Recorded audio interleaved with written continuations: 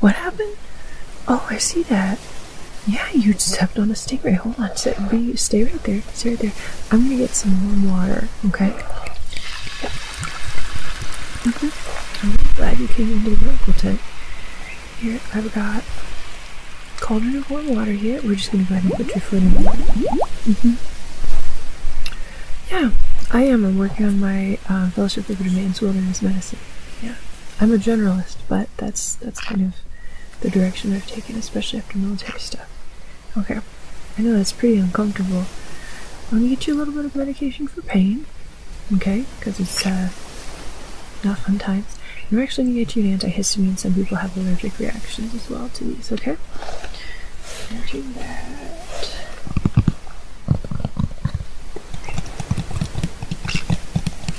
Okay. So here, I'm gonna have you take these. Okay. Let me just make sure I have everything in here for your PCM when you get back to them.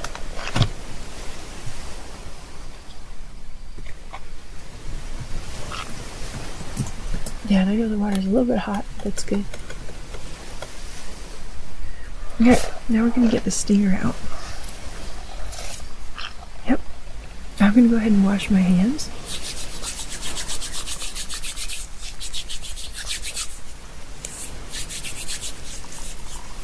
Okay. And then we're going to go ahead and get this stinger out. I'll get my tool over here. Okay. Alright, take a deep breath in. And there we go. We got it. Yep. Now, what we're going to want to do is, I kind of, since I have a small x-ray machine here, I think it'd be a good idea to do a quick x-ray just to make sure there isn't anything still left. Yeah, so I'll do that. But I'm going to have you sit there in warm water for a little bit. And then you've got the antihistamine on board, and you're also taking, and then the pain medication. Yeah, exactly.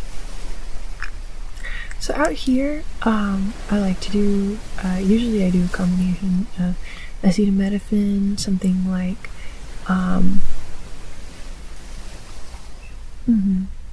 yeah, that is Tylenol, but we can do something a little stronger as well. Often those are pretty uncomfortable. Now, are you up to date on your tetanus shots? Well, let me take a closer look here at your foot again. Okay. You wiggle your toes for me. Excellent. Okay. I'm just going to check the pulse here. And here. Good. And you can feel this, right? Okay, perfect. Yeah, are you up to date with your tetanus shots? Well, you're supposed to get a booster every 10 years. Okay.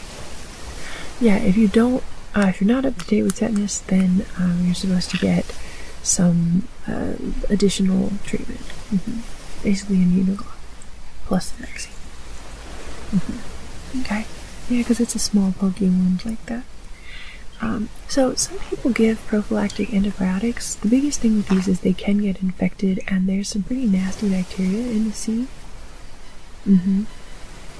So my question to you basically is, do you want prophylactic antibiotics?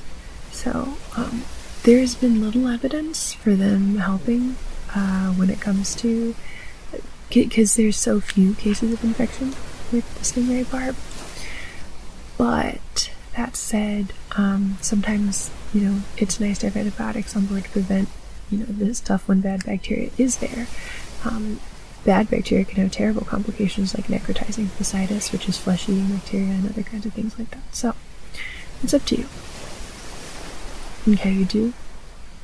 Do you have any penicillin allergies? Or any allergies to any kind of sulfa? Okay. Alright, that sounds good. Well, I always have doxycycline available here in the medical tent. But, yeah. Yeah, exactly. There's other things that have even better tissue penetration. Bactrim has fairly decent tissue penetration. It kind of depends on the area where you are, what kinds of resistances the local bacteria have. Yeah, exactly. Mm-hmm. Yep. Okay. I'm just writing down these things that you have told me.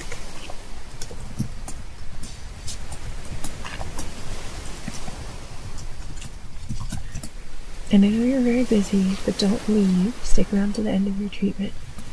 If you do, I'll give you a gift. For real, I will. Yeah. Yeah, at the end. There'll be a gift. I'll put it in your description box. But you gotta stick around to the end. Okay.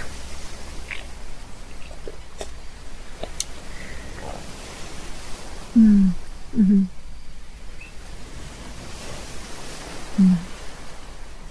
Yeah, that makes sense.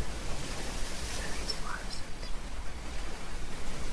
So, one way to prevent that from happening in the future is when you're walking and the water's a little bit murky, instead of stepping up your foot, slide your feet, like shuffle them. That way you'll, kick things out of the way, but more importantly, that way stingrays can feel you coming, and then you don't get things.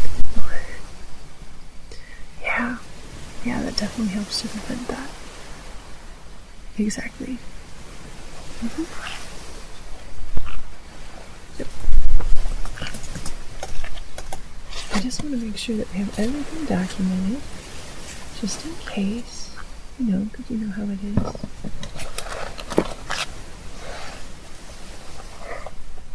Yeah, I'm gonna have to wash my hands again before touching you. I've had this little naughty bird here.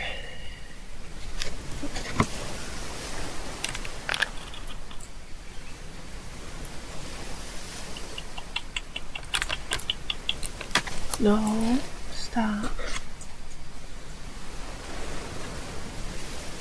Mm-hmm.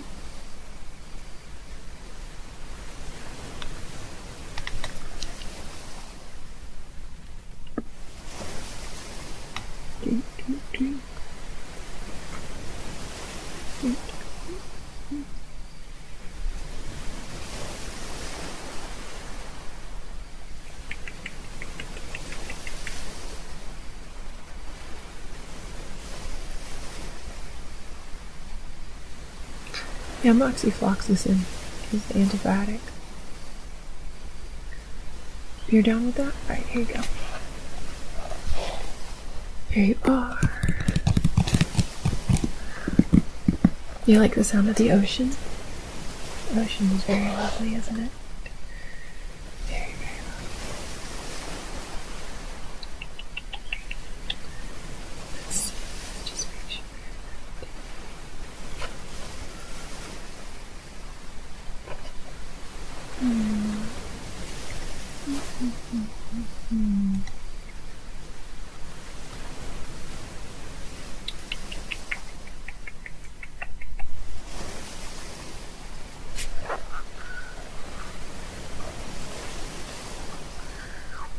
Because moxifloxacin is good for wounds, that's why. There are all kinds of different medications out there. Moxie's a little bit more expensive.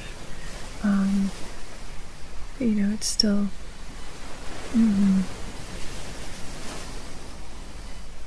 Well, let me just check you out. I kind of want to make sure that you're not having any other reactions or anything. So I'm just gonna kind of look at your skin here around your face. Can you open your mouth and say up? Yeah, it's good that we have this light right here.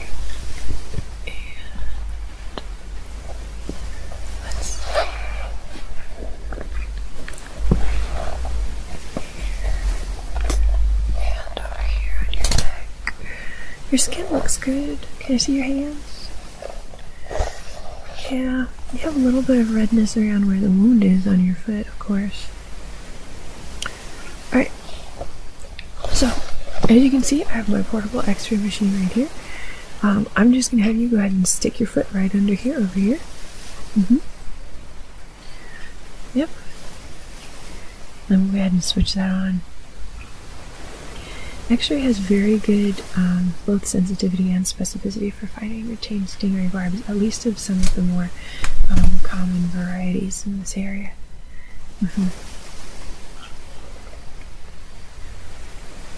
Okay. Yep.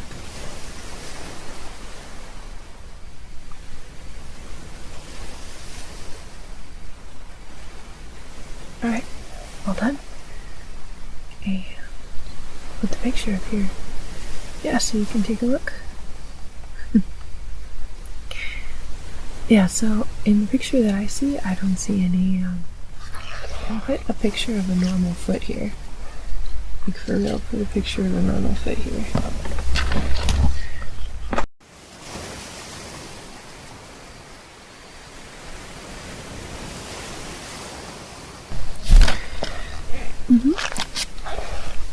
Yeah, absolutely. Oh, don't feel like that. Look, it happens to everybody. Everybody makes mistakes. You don't have to feel bad just because you stepped on a stingray. And I'm sure the stingray is okay. I'm sure the stingray is okay.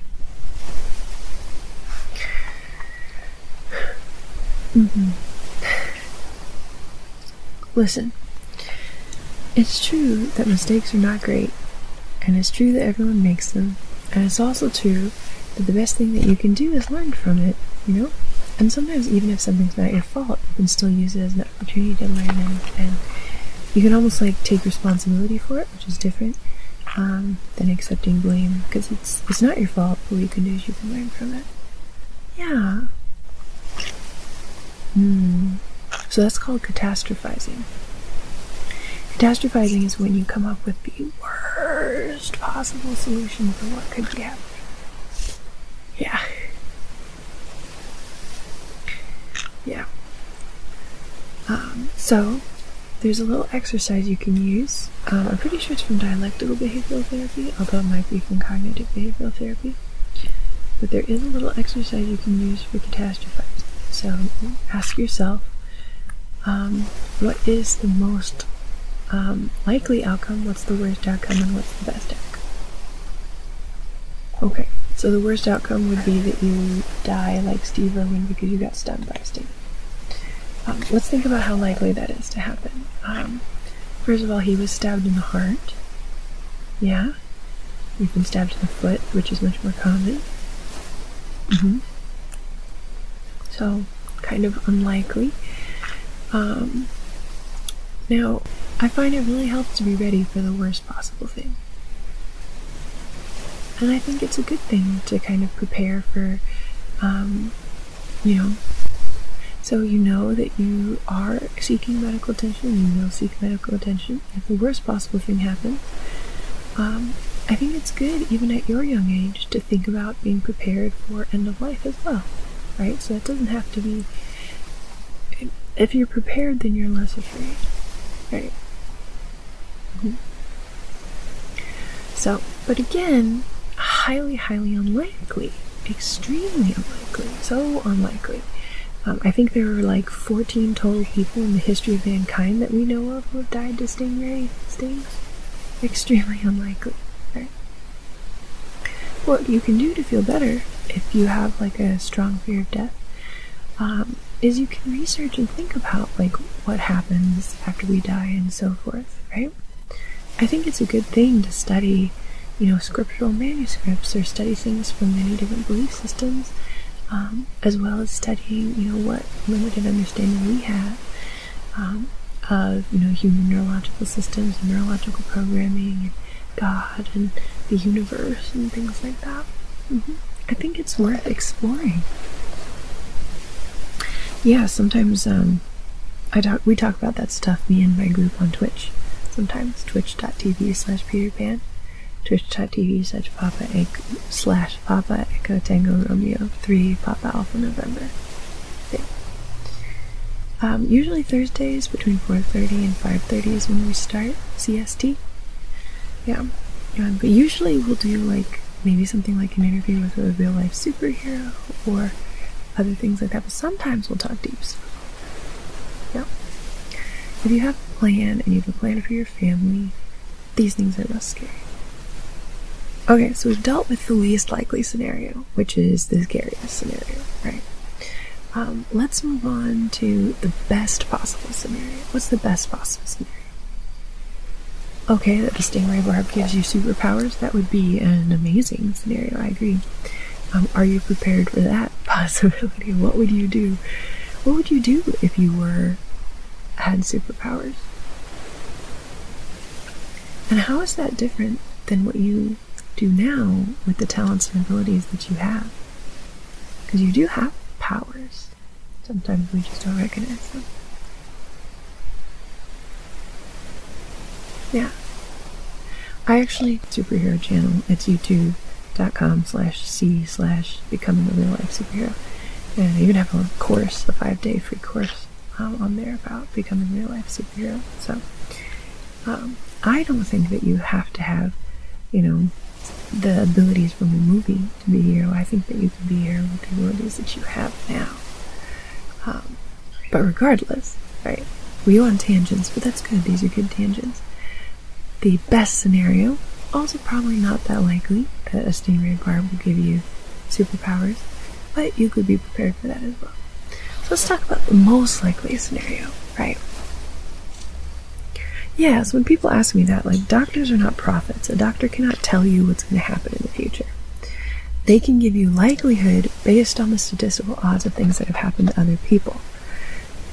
But they can't actually guarantee something. They can't say for sure you will live or you will die, because even if 99% of people die of this thing, you might be the 1% that lives. Or on the other hand, if 75% people live from whatever thing, you might be part of the 25% that dies. So a doctor can't predict your future and tell you what's going to happen.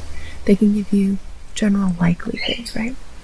And I can tell you that in general, stingray barbs are not fatal, and not only are they not fatal, but usually the worst complication is an infection. We're preventing that, right, with the moxifloxacin. And allergic reactions sometimes happen. We're preventing that with the diphenhydramine that we have on board. Yeah, Benadryl is the brand name. I give you a large dose, though. And then pain is another common side effect, and we are treating that with pain medications. Yep. Yeah, exactly. So we're prepared for the most likely scenario. Yeah. Do you feel a little better? Does that help you feel better? Like, thinking through the possibilities can help you with catastrophizing, and I highly recommend that you do that when you find yourself catastrophizing. Yeah. Alright, my dear. I'm gonna let you sit here a little bit. You can even take a little nap while the hot water is doing its work on your foot, okay? Alright.